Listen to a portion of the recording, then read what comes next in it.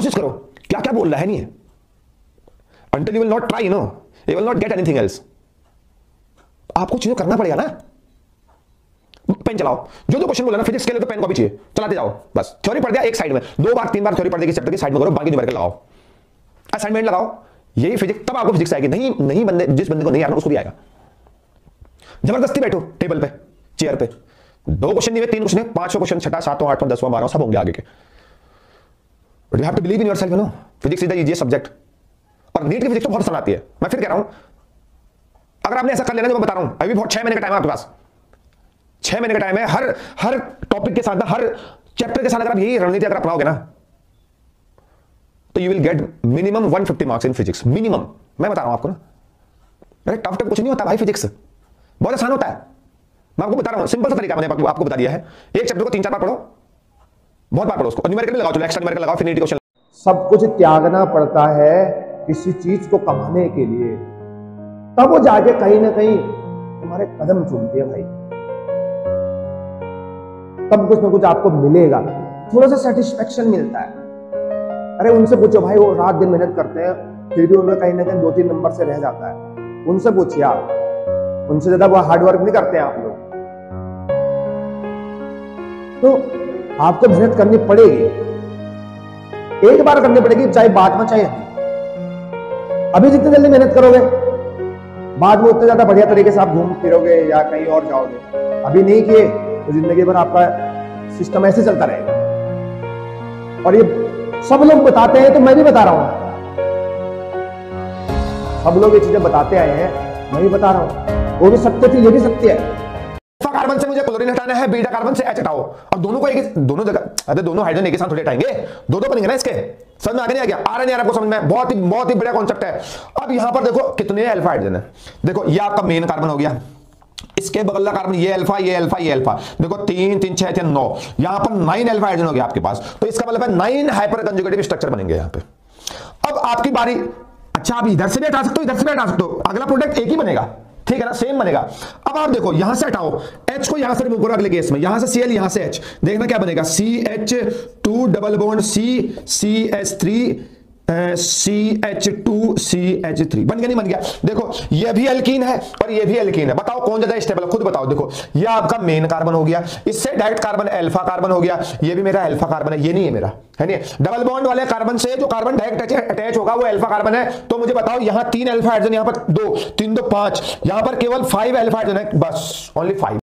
अगर मैं बात करूं नॉन कंडक्टिंग स्फीयर की, नॉन कंडक्टिंग स्फीयर एक ऐसा स्फीयर होता है जिस पर सरफेस पर चार्ज नहीं, अंदर चार्ज प्रेजेंट होता है, स्फीयर के अंदर चार्ज प्रेजेंट होगा, है नहीं? तो इसको हम बोलेंगे नॉन कंडक्टिंग स्फीयर। पहले 2 के सेम है, देखिए एक पॉइंट सी देखो, ये है स्मॉल r, सी पॉइंट को देखो कैपिटल R से बहुत बड़ा है, सी पॉइंट डिस्टेंस देखो कैपिटल R से बहुत ज्यादा है, तो पॉइंट चार्ज की तरह व्यवहार करेगा। तो इसी की वैल्यू कितनी हो जाएगी, k³ by small r square. अगर सरफेस पे देखेंगे तो स्मॉल r और कैपिटल R की वैल्यू जो है ना बराबर होगी, तो EB equals to k³ by capital R square. लेकिन अगर मैं बात करूं नॉन कंडक्टिंग स्फीयर के, अगर अंदर जाऊं ना, अंदर अगर झांक के देखूं वहां चार्ज प्रेजेंट है नहीं? तो वहां हर एक पॉइंट पर, इस पॉइंट पे इस पॉइंट पे इस पॉइंट पे इस पॉइंट पे, हर एक पॉइंट पर चार्ज की वैल्यू अलग अलग है। समझ में आया? तो मुझे ए पॉइंट पे निकालना है, ठीक है। मैं क्या करूंगा, टोटल का वॉल्यूम ले लेना है, फिर उसको इतने, मान लीजिए टोटल स्फीयर का वॉल्यूम है, इतने में चार्ज ले लो, फिर इतने में निकाल लो, यूनिटरी में। 5 मई तक जो है ना एनसीईआरटी आपने बार बार रिवीजन करनी है। एनसीईआरटी ही आपकी भगवान है, एनसीईआरटी आपकी गीता कुरान बाइबिल है, इसको ही आपने अपने रूह में समाना है। अगर बायोलॉजी में अच्छा नंबर लाना है और नीट में डॉक्टर बनना है, तो बहुत अच्छा सा डॉक्टर बनना है तो बायोलॉजी को अपने रूह में समाओ। एनसीईआरटी पढ़ के बैठो, सुबह अगर नाश्ता कर रहे हो तो एनसीईआरटी सामने होनी चाहिए, अगर दिन में पढ़ रहे हो एनसीईआरटी बायोलॉजी तो एनसीईआरटी सामने रखो, तो एनसीईआरटी से ही होते गुजरो। तो अगर कमरे में आओ तो एनसीईआरटी पकड़ो। बायोलॉजी वालों के लिए तो हम यही कहेंगे, क्योंकि 360 नंबर आपको फ्री में देके जाएगा बायोलॉजी एनसीईआरटी से, 100% एनसीईआरटी से क्वेश्चन आएंगे, ठीक है ना। तो पूरी एनसीईआरटी पढ़नी है आपको, कम से कम 10 बार पढ़िए आप। 3 महीने आपके पास, 3 महीने में एनसीईआरटी कम से कम 10-15 बार पढ़ो, तो आपके 360 में से 360 नंबर कहीं नहीं गए। तो एनसीईआरटी से ही कोई सा भी चैप्टर इंपोर्टेंट नहीं है, सारे इंपोर्टेंट है बायोलॉजी में, कोई भी आप नहीं छोड़ सकते, ठीक है। तो सब कुछ आपको एनसीईआरटी में पढ़ना है और कोई सा भी चैप्टर जो है टिपिकल नहीं है, ठीक है। तो एनसीईआरटी आपको सिर्फ एनसीईआरटी पढ़नी है, कम से कम 10-15 बार पढ़ेंगे, 20 बार पढ़ेंगे, तो आपके 360 में से 360 आने की प्रोबेबिलिटी है। वायर में करंट की वैल्यू सेम होनी चाहिए और पोटेंशियल जो है ना वो हर उसमें अलग अलग होना चाहिए। इसका मतलब मैं ये बोल सकता हूं इन रेसिस्टेंस में करंट की वैल्यू तो सेम होनी चाहिए बट पोटेंशियल ड्रॉप होगा। रेसिस्टेंस जहां जहां होता है पोटेंशियल ड्रॉप वहीं वहीं होता है। ठीक है, तो मान लीजिए इस पॉइंट का पोटेंशियल V मान रहा हूं और ये जो स्मॉल है ना, तो स्मॉल टर्मिनल है उसकी पोटेंशियल मैं मान रहा हूं 0। देखो इसका पोटेंशियल V है, यहां कोई रेसिस्टेंस नहीं है तो इस पॉइंट पर भी V पोटेंशियल गया, यहां कोई रेसिस्टेंस नहीं, इस पॉइंट पर भी V पोटेंशियल गया। अब देखिए जैसे आगे बढ़ा तो R1 रेसिस्टेंस आ गया, यहां पोटेंशियल गया V1, ये भी रेसिस्टेंस है, यहां पोटेंशियल गया V2, ये वाला रेसिस्टेंस है, यहां पोटेंशियल गया कितना V3। अब आप देखो ये वैल्यू V1, ये वैल्यू V2, ये value V3, V1 plus V2 plus V3 का सम कितना होगा V होगा, क्योंकि यहां उसके आगे कोई पोटेंशियल नहीं है। देखो उसके आगे कोई रेसिस्टेंस नहीं है तो यहां पर कोई पोटेंशियल भी ड्रॉप नहीं होगा, इसका मतलब इसका पोटेंशियल 0 था। जब दो इक्वल एंड अपोजिट चार्जेस को छोटे से डिस्टेंस पर हम सेपरेट करते हैं ना, बहुत छोटे से डिस्टेंस पर रखते हैं, सॉरी, ठीक है, तो हम उसको बोलते हैं इलेक्ट्रिक डाइपोल। क्या बोलते हैं? इलेक्ट्रिक डाइपोल का फॉर्मेशन होता है। तो डाइपोल मोमेंट भी इसी की तरफ पर हम बात करते हैं।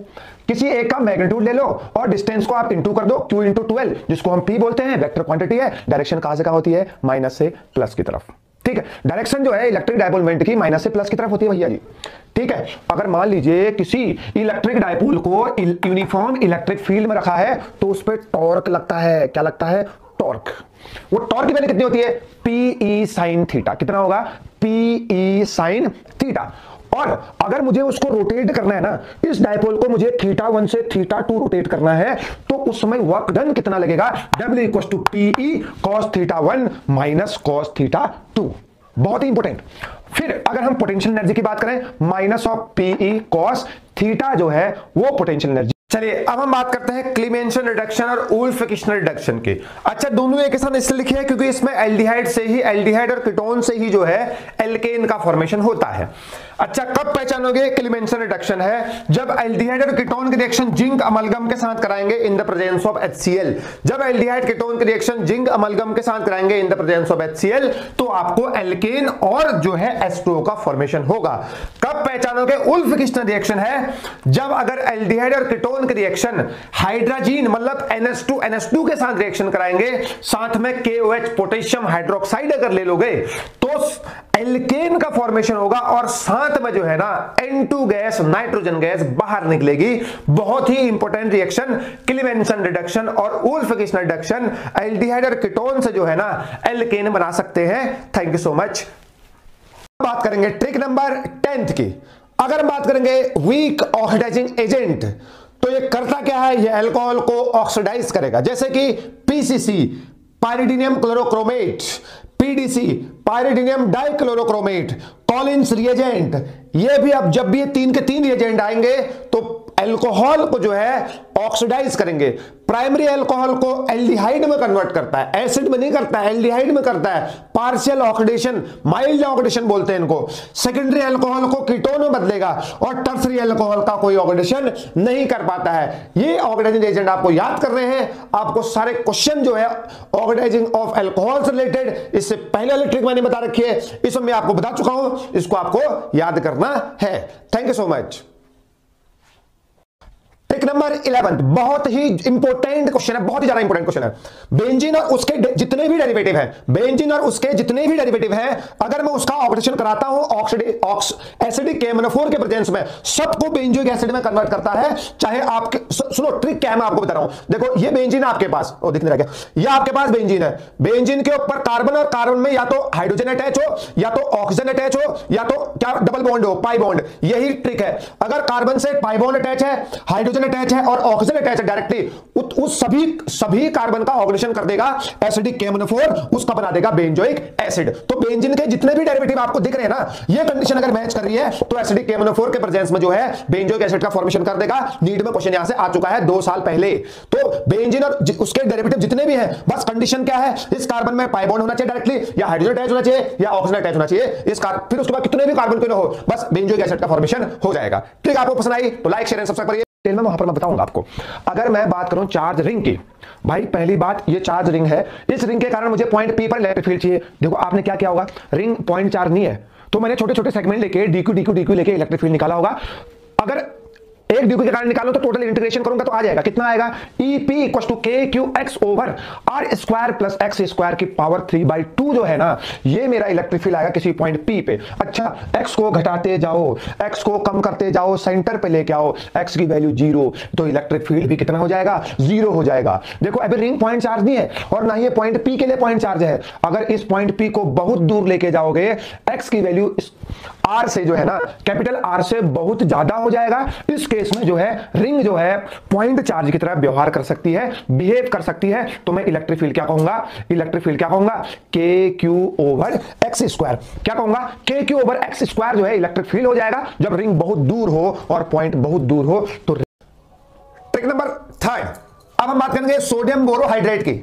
स्पेशल बात, ये बहुत लोगों को रिड्यूस नहीं करता है, ये सिर्फ 2 लोग को रिड्यूस करता है। एक का नाम है CO ग्रुप को, चाहे एसीटोन हो चाहे एल्डिहाइड हो, इसको रिड्यूस करके अल्कोहल बनाएगा। बस जब भी सोडियम मेटाबोरेट इसमें रिएक्शन करेगा तो अल्कोहल बनाएगा।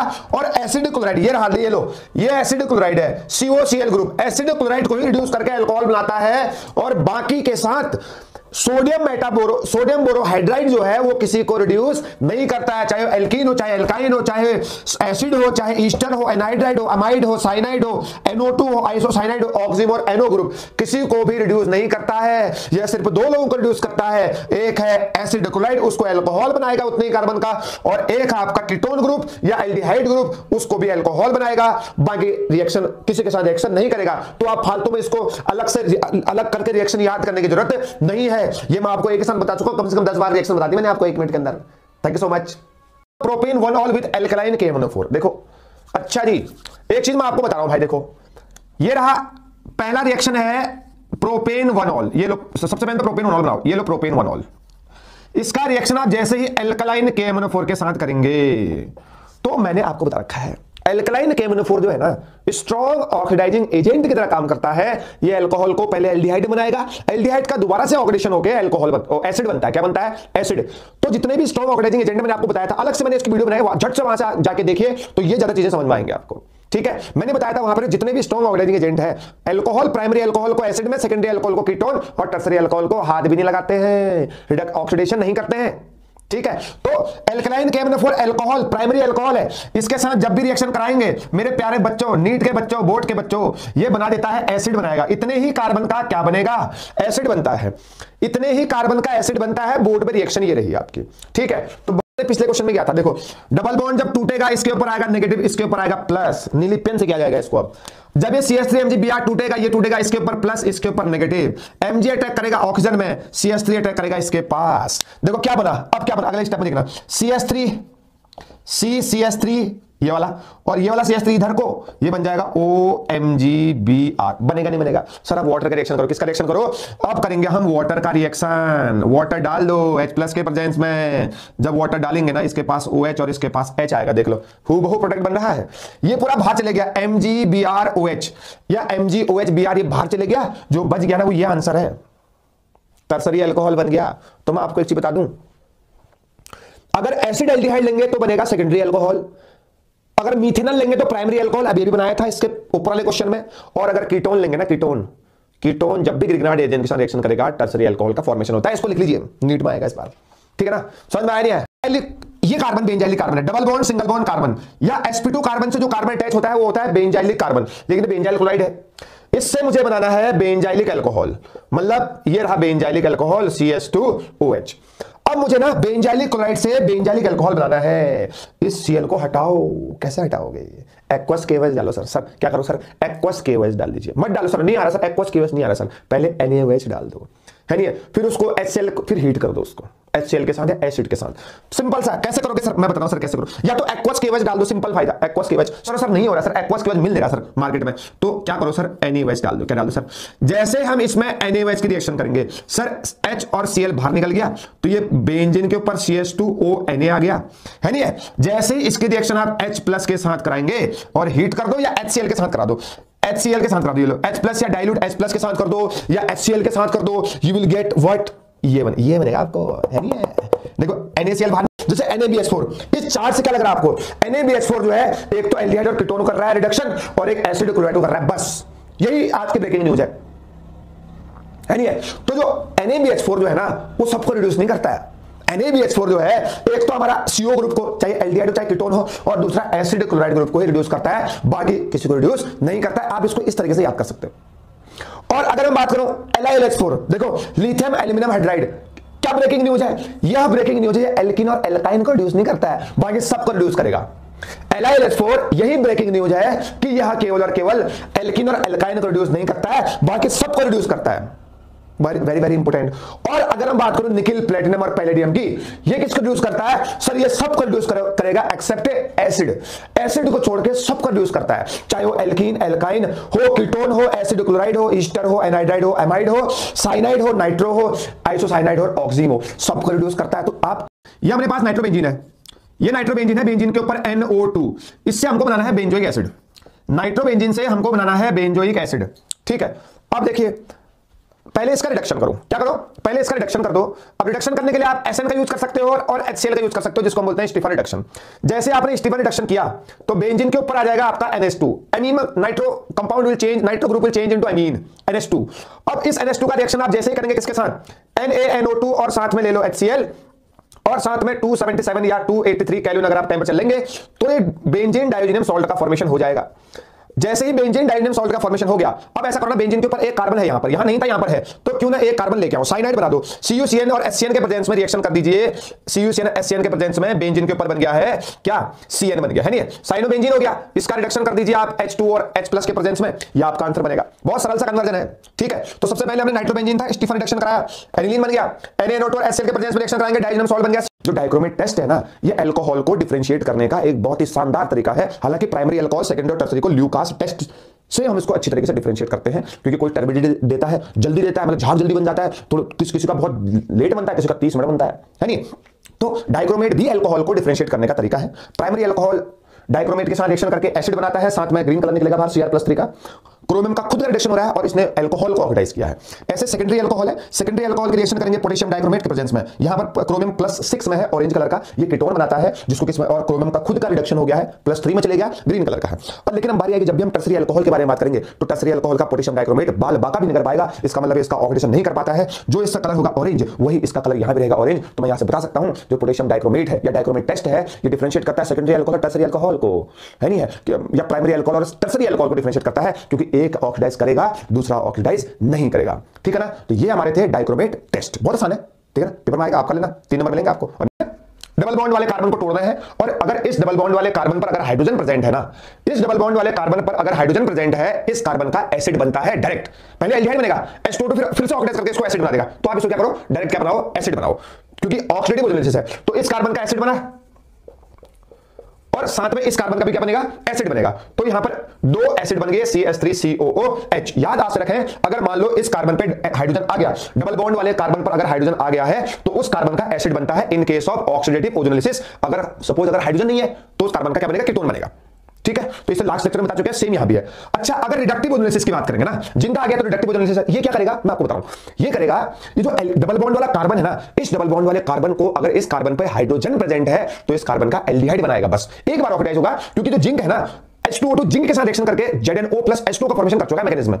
तो आपको याद करना है, अगर डबल बॉन्ड वाले कार्बन पर हाइड्रोजन प्रेजेंट है, तो इस कार्बन का क्या बना देगा, एल्डिहाइड बना देगा। तो ऐसे इस कार्बन का क्या बनेगा, एल्डिहाइड का फॉर्मेशन हो गया। बट वेरी सिंपल, बहुत सिंपल ट्रिक है, मैं आपको बताऊं, वेरी सिंपल। पहला तो इसका मतलब है H2O वहीं से बाहर निकलेगा जहां पर अल्कोहल है। H2O वाटर वहीं से बाहर निकालना है आपको जहां पर अल्कोहल है। देखो इसको तोड़ा, OH लगा दिया आपने। अब क्यों लगा सर, मैकेनिज्म है वो, उसको आपने नहीं सीखना। OH लगाया, H2O बाहर निकाल दो, यहां से भी ये बन गया प्रोडक्ट। आपको +4 से मतलब है ना, तो +4 आएंगे आपके, गलत नहीं होगा। ऐसे यहां पर एक तोड़ो, एक HiO4, एक इसको तोड़ेंगे, 2 HiO4 चाहिए मुझे, 2 HiO4। OH लगाओ, इसको बाहर निकालो, ये क्योंकि ये बॉन्ड टूट चुका है, अब इसको नहीं तोड़ सकते हम। अभी यहां पर H2 ऐड करने से, OH ऐड करने से ये तो टूट गया, लेकिन ये तो इससे अटैच है ना, इसको भी बाद में तोड़ेंगे। इसको तोड़ो, अल्कोहल था, H2 बाहर निकालो, HCHO बन गया। फिर इसको भी तोड़ो, ये साइड कर दो, HCHO, ये देखो यहां से H2 बाहर निकाल दो, ये बच जाएगा HCOOH। Very very important question, very very important question, paper में यहां से आता है, ठीक है।